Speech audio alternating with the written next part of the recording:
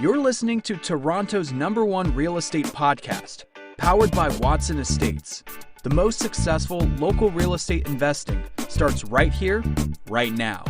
Here's your host, broker, investor, and social media influencer, Bradley Watson.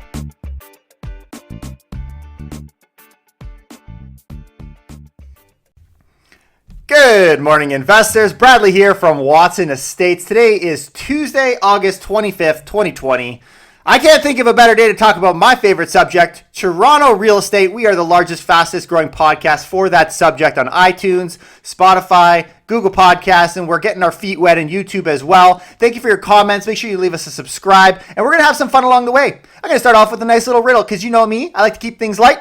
What's 6 inches long, 2 inches wide, and drives investors wild? A $100 bill. And today we're talking about money. Specifically, what are the best and the worst of what the GTA real estate market has to offer? We're going to talk about different things we're seeing across our marketplace. Then we're going to get into deferrals. And how many mortgage deferrals do we see right now actually? Like, how many are there? And then we're going to discuss what the Bank of Canada's next move is because they've got some pretty big plans coming up later this week. I want to talk about what you should be paying attention to. And along the way, we're going to hit the occasional money joke because you know me. I love my jokes, and money jokes are priceless. At least that's my 2 cents on it. Here we go. We're going to jump into topic numero uno. When we look up what is the #1 article of the day for Toronto real estate, it's not even about Toronto. It's about Hamilton. The Hamilton real estate market remains as alluring as ever. Hamilton, Ontario is having a major moment, one that's lasted for the better half of the past decade, and there currently is no end in sight. The stats that come out for this particular article was specifically drawn from the RE/MAX fall outlook that we talked about a couple days ago, and we were kind of talking about overall, and that RE/MAX has very high optimism for our market. In fact, they say on average you're expecting up to 5% increases in prices even before the end of 2020. So let's see, when we're highlighting now in Hamilton, Burlington, and this housing market, specifically from the Realtors Association of Hamilton and Burlington, the RAHB. Every time I see that, I see like rehab. But we have to recognize that Hamilton is doing very well, this area. What they're seeing is 80% of available inventory is selling out in a month. In a month. It's like a vortex. And this didn't just start happening. This is something we've been experiencing in Hamilton for some time. In fact, pre-COVID, back in 2019, there was a 10.1% increase in sales. But when we jump over to February 2020, the month prior to the shutdown, they saw a spike in the number of sales of 25.5% increase and a price increase of 15.5%. So Hamilton was roaring pre-COVID, and much like the rest of the GTA post-COVID, we are seeing that they have been very resilient and are bouncing back. They're characterized by 3 dominant trends, as this article says: high demand, moderating affordability, so reasonable affordability, and shrinking supply. Now, this shrinking supply thing is so overdone, man. It's so overdone. I was just talking yesterday with Daniel Kwok, and he is a YouTuber. We're going to be sharing that in a couple weeks on our just weekly video / podcast. You can find it wherever we put our content. And they have a very similar pitch, even in the States. And I think this is very much around the world. Anywhere that's doing very well, saying there's not enough supply. There's not enough supply. It's really characterized COVID. Anyways, wheeling it back. So talking about Hamilton. So they were talking to this agent out of Hamilton. His name's Maynard, Chris Maynard, a RE/MAX agent. When I place people here, they always tell me at the start that they want to maintain their Toronto careers and subsequent commute. And he says when I come back a couple years later, if it's a couple, usually one person now has a local job, and sometimes both of them do. And that was, again, not necessarily anything to do with COVID. That was just people's general habits to move towards Hamilton. Now, obviously, you can work from home. So it's changing the type of stuff people are looking for as well. This article talks about how people are looking for not just one office, but maybe 2 offices if both people are working from home. But it is an incredible place to be, and it is growing, especially in the urban core of the city, as this article says.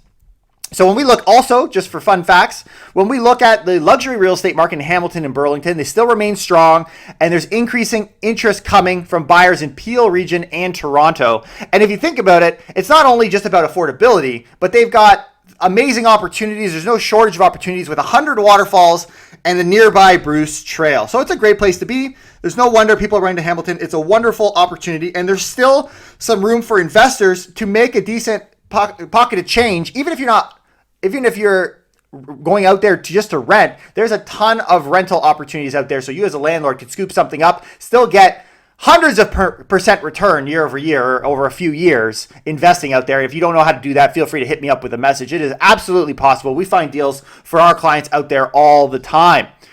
And so here's what they say. According to RE/MAX Fall Outlook, it is expected that Hamilton-Burlington housing market will experience an average price increase of 3 to 4% for the remainder of the year. So the hammer, as they like to call it, is doing quite well. They're doing quite well. And so you call it money, but Toronto condo owners, on the other hand, these days are calling it dough. You got that dough. Why do they do that? Because they need it. Toronto condo owners need it. The story is not the same. There is a worst and a best case scenario playing out. In this case, Hamilton is our best case scenario, the hammer. And the worst case scenario is those that need the money and are dying to find it. So betterdwelling.com, I love, if we're going to really hit this thing, let's hit this thing good here. So we're going to talk about condos, specifically in Toronto. We're going to talk a little bit about the greater Toronto area as well, but I want to really show you, I want to highlight the differences because you can see there's a lot of growth, there's a lot of opportunities, a lot of cash flow in these surrounding communities, but not so much in the city. Toronto condo sellers list at the fastest pace in over 5 years. New listings rise 57%. That's just the title.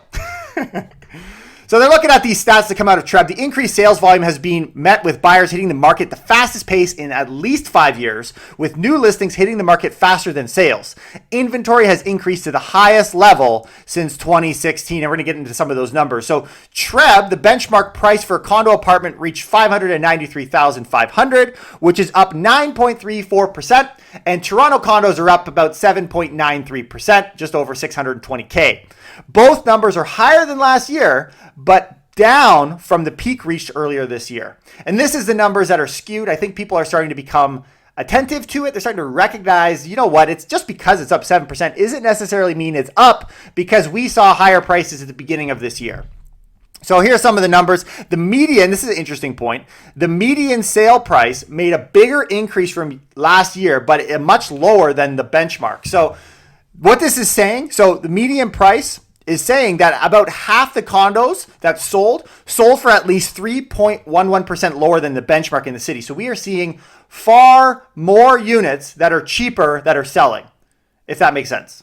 So the median number is lower than the average. So we have expensive luxury markets doing really well, but we have more units selling for cheaper. That's kind of the way that plays out. So it gives you a perspective of what this looks like in this marketplace. The average sale price peaked in an unusual month, February. So the average price moved higher. In July, it was up 8.86. This is just a heading that I read. I don't know why they even talk about February when then we start talking about July. Don't get it, but whatever. Moving on. So July, we were up 8.86% from the same month last year, and the city of Toronto reached 8.7% from the same month last year. Both the city and TREB's average number peaked in February, with the 905 peaking a month earlier. So we saw, obviously, we haven't reached our maximum that we saw earlier this year.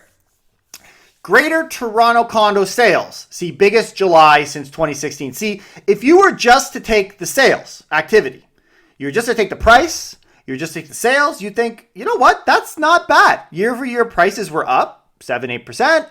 Year over year sales were up 6.7% in TREB, right? In Toronto, we're up 4.7%. Not bad. Not bad. And in fact, it was the biggest July for condo sales since 2016. But a larger flood of new listings balanced out the minor increases.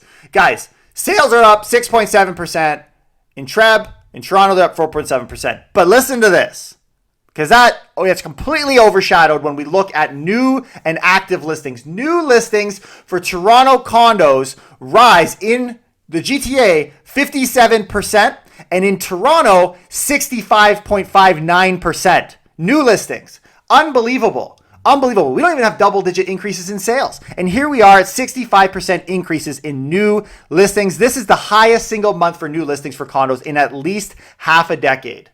Half a decade. And of course, your new listings often will follow, right? When we get a bunch of new stuff coming on, it will follow with the amount of active listings. And when we look at active listings, they reached a multi-month high for condo inventory. This is the most condo inventory since June of 2016. Specifically in Toronto, we were up 59% year over year. Crazy. Crazy. The big difference between now and then, talking about 2016, is that inventory was falling back then and it is rising these days. People are caught. People are caught. They need that dough. They need that dough. But many people, I feel bad because there's many people have thrown their money, especially recently, into condos thinking it's a pot of gold. You know, it's a pot of gold at the end of the rainbow, only to find out that the damn leprechaun took it and sold it to the cash man, Oliver the jewelry buyer, as soon as gold hit 2,000 USD. So anyways, it just goes to show you the vast differences that exist in our market between something on the low end, speaking of condos in Toronto, on the high end, speaking of the suburbs, the burbs that are doing quite good. As an example, the Hammer. All right, I want to move on. I want to talk about mortgage deferrals. Deferral cliff. Around 14% of Canadian mortgages are still in deferral.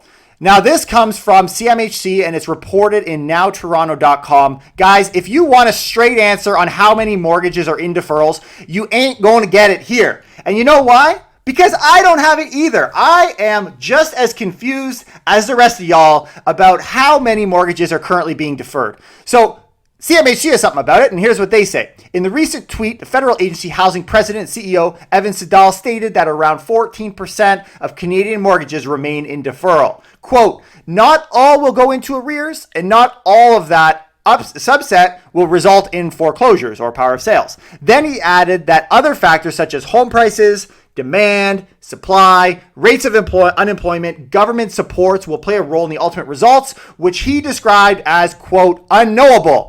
So they're unknowable. So we're just trying to take the raw details and maybe they shine some insight into what CMHC is saying. They're saying, assuming these numbers that are quite drastic, assuming nothing ever happens, this is what's going to happen. And it doesn't really surprise me because CMHC wants to play it conservative. And I kind of want them to as well. I want to make sure if you're going to make policy, you're going to make these changes, you're going to tighten things like the stress test, which they're not doing.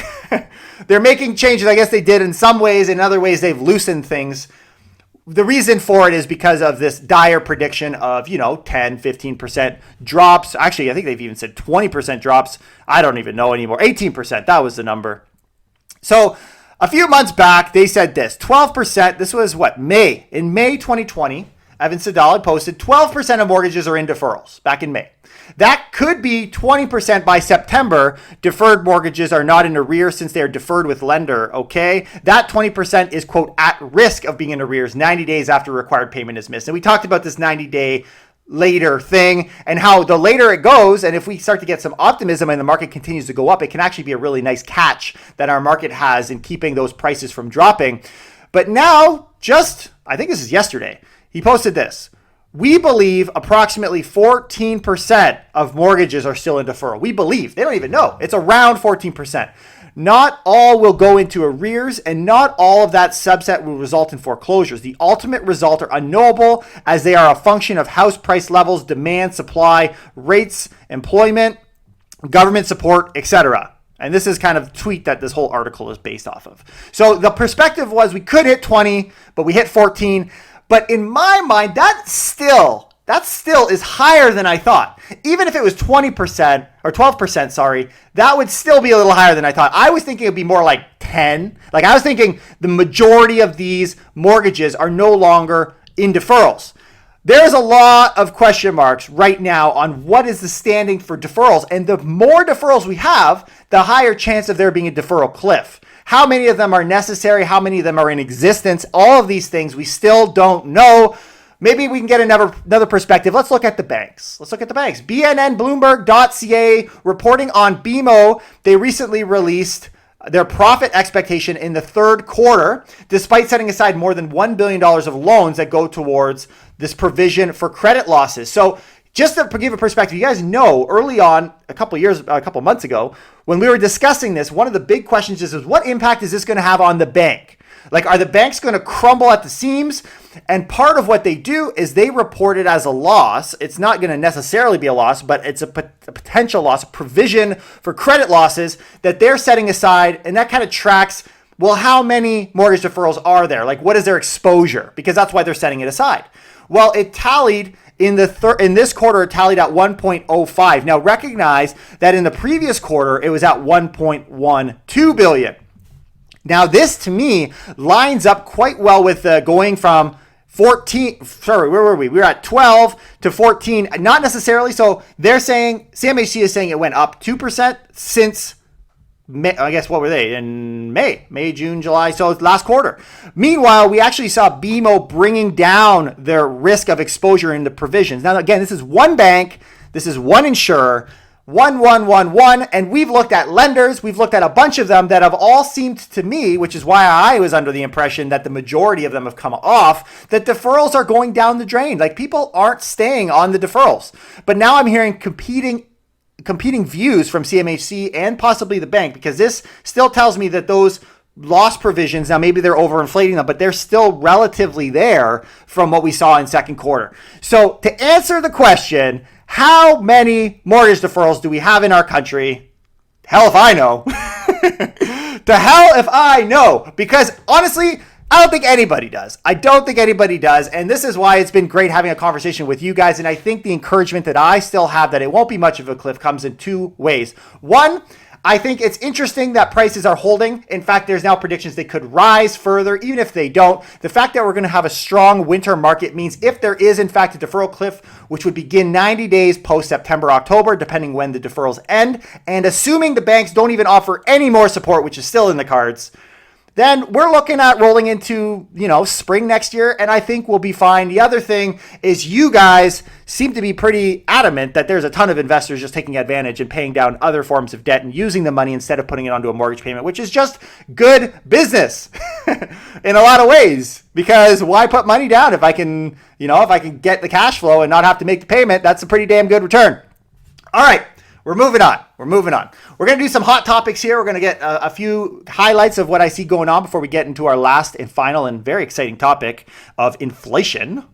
We're going to talk about the district school boards. There's still a question mark on whether they're going to start. We just recently saw from the 680news.com, Halton District School Board calls for an end to the back to school plan. They're saying the trustee who wrote this letter says they need an additional 1,200 teachers to shrink elementary school classes to 15 students. And they're urging the government, in other words, just cut it out.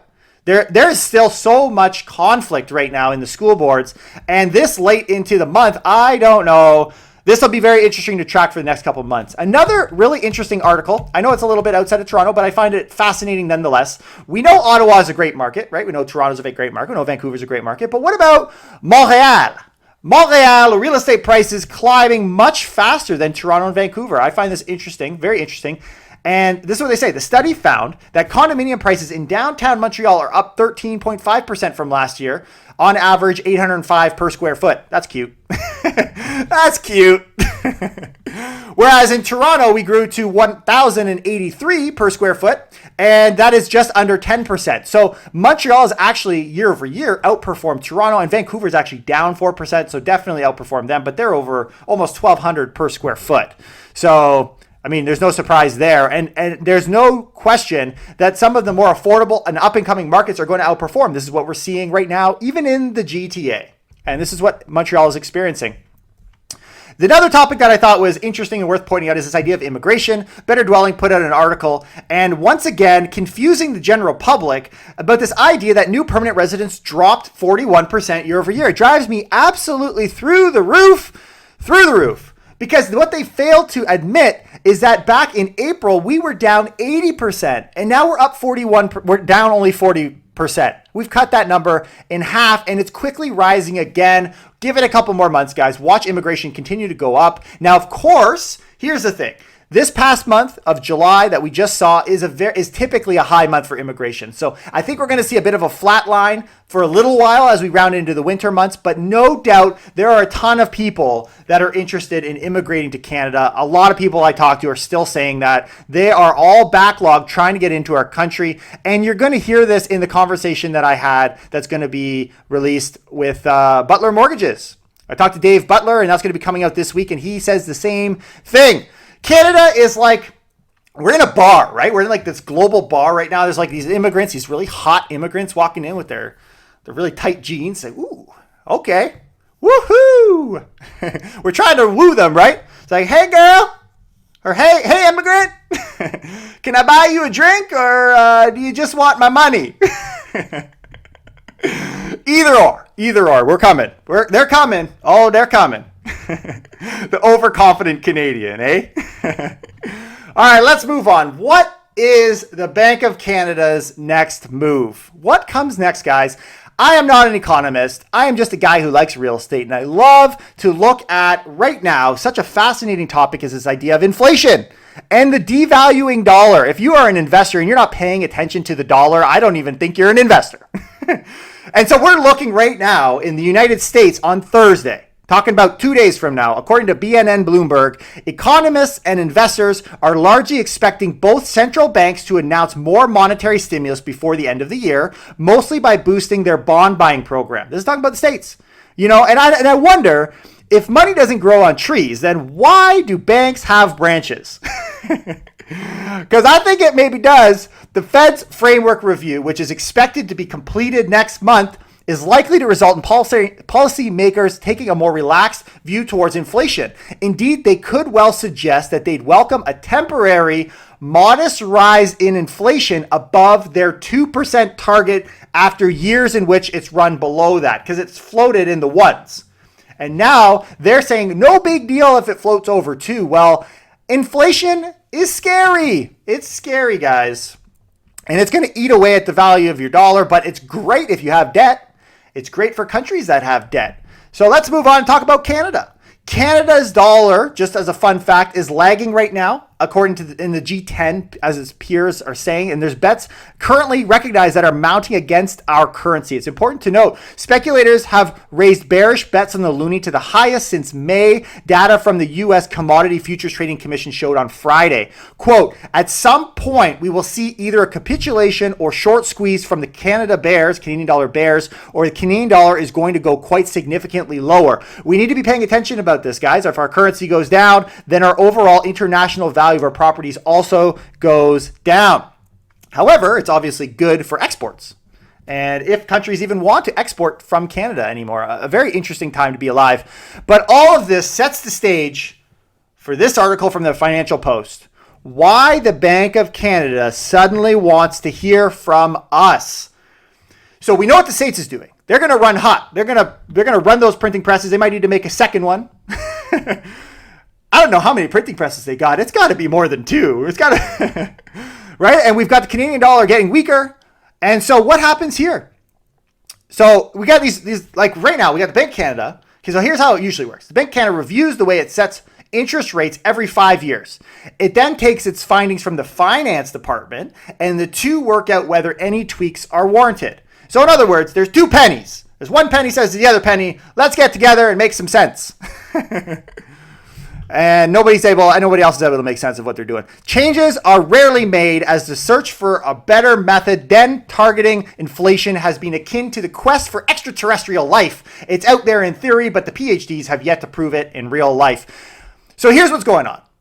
The Bank of Canada, in partnership with the finance department, has generally kept their doors shut. And in past years, even recently, the story goes on talking about 2016, 2017, they kept it hush-hush on what they're going to do, and they just try and figure it out on their own. Well, times are changing, speaking of money, and now there's a few things going on. The central bank will be conducting a, quote, horse race, this is what they're calling it, between the leading approaches to setting interest rates, opening the door to the first major change in monetary policy since Canada adopted inflation targeting in 1991. Guys, we could flip the way we do policy for interest rates on its head completely this week. This week, they're having this conversation. That work will be coming along, and as it does, the Bank of Canada has decided to pull open the curtains even wider. On August 26th, this is Thursday, Wilkins will host a second workshop on the mandate renewal, including something of a halftime report on the, quote, horse race, which could bring the biggest clue yet as to whether policymakers are ready to consider overhauling or even dropping the inflation target. So we have no idea what we're going to plan on doing. We don't even know what's going to happen here. But the main thing is the doors are open. Right? The doors are open. They're having an open conversation. On August 24th, Tiff Macklem, the governor of the central bank here, the Bank of Canada, announced the central bank would be soliciting input from Canadians via an online survey called Let's Talk Inflation. So if you want your voice heard by Tiff Macklem, the governor of the Bank of Canada, Thursday's your day. Take a sick day. Take a COVID day. Maybe not a COVID day, because then they're going to tell you to stay home for 2 weeks, which nobody wants to do that, which will allow experts and non-experts alike to share their thoughts on questions related to potential new approaches, such as targeting nominal gross domestic product instead of the CPI, and whether the goal of monetary policy should be maximum employment rather than price stability. Damn, what a change. This, guys, I don't think I even understand how big a flip this is. Not only are they going to make or are posing the question on should we change the way we do monetary policy in Canada, but they are asking you what you think about it and what you want. What a change, right? And given the polarized state of politics, central banks' independence will depend on building a layer of trust that can withstand partisan attack. As primary actors in a troubled economy, they no longer are above the fray. I love the way that they say that. It's the latest evidence that the central bankers have come to understand that they can no longer take for granted that the public sees them as positively as they see themselves. People don't trust the banks. When does it rain money? When there is, quote, change in the weather. And there is change in the weather. Is it going to mean raining money? There's a good chance. There's a good chance. And one more point that I love that came from NAB on YouTube, and I think this is a perfect place for this, is recognize that in a state, for a couple things. One, if you got a mortgage, inflation is great. Inflation is great. Your price will go up, right? Your debt will go down. They're eating away at the value of that home, really. But really, does it win? Because this is a point that Nab made. If you think real estate is in a bubble, I have one word for you. He said burr. That's not a word, man. Anyways, real estate has already crashed quite hard in terms of gold in the past few years. We will hear more and more about MMT and probability of continuation of government subsidies, especially with our new finance minister, Chrystia Freeland. She's going to spend money, and we already know that. If you don't know that, right, just look at her background, guys. She's not a finance person. She's here to spend money and save the day. And people love her. But the point here is that in real, quote, gold dollars, not only is the value of the Canadian dollar coming down, but we have to recognize in inflationary periods, that's devaluing the profits that you have in your property. It's not real money, if that makes sense. It's really just it's made up. It's dressed up. So you know what? Here's my thinking. Tell me what your thoughts are on this. Maybe for Halloween, I think I'm going to dress up as inflation. Inflation? What? That's not a costume. How's it a costume? Yeah, but it's scary though. I'm going to leave it there. I hope you guys learned some stuff. Leave us a comment if you have any ideas on what you want to discuss in our next podcast. We're having lots of fun. We are the largest, fastest growing podcast for Toronto real estate on iTunes, Spotify, Google Podcasts. And it's all thanks to you investors out there. I hope you guys have a lovely day. I'll see you next time. Take care and keep it real.